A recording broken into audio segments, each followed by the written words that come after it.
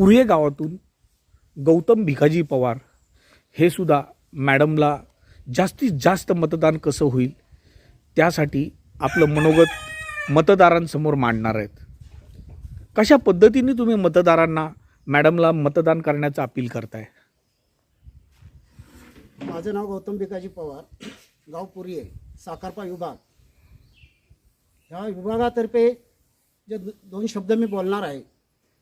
आज 2026 हे जो पंचायतचं आणि जिल्हा परिषदेचं इलेक्शन आलेलं आहे, तर आमच्या विनयश्री विजय बेटकर ह्या ताई बेटकर मॅडम ह्या उभ्या राहिलेल्या आहे जिल्हा परिषदला.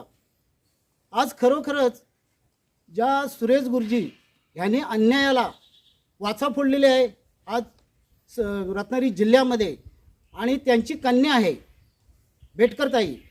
आज खरोखरच ज्या ज्या ठिकाणी आम्ही जिथे भेट देतोय त्या ठिकाणी प्रत्येकाचं नाव येतं आहे की गुरुजी आमच्या परिचयाचं आहे, आणि गुरुजींनी बरेच आम्हाला सहकार्य विकासाचं म्हणा किंवा अन्यायाला वाचा फोडलेली आहे.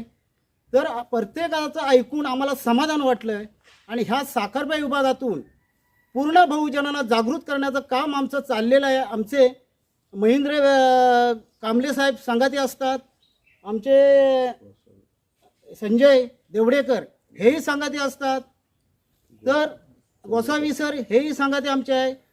परंतु आज खरोखर बेटकर ताईंना जो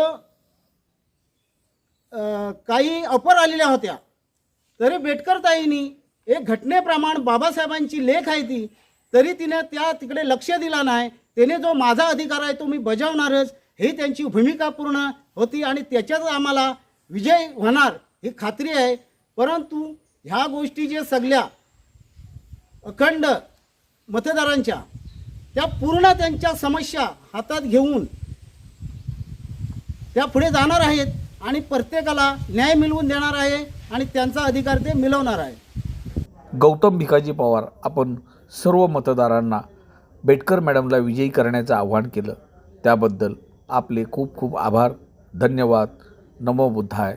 जय भीम.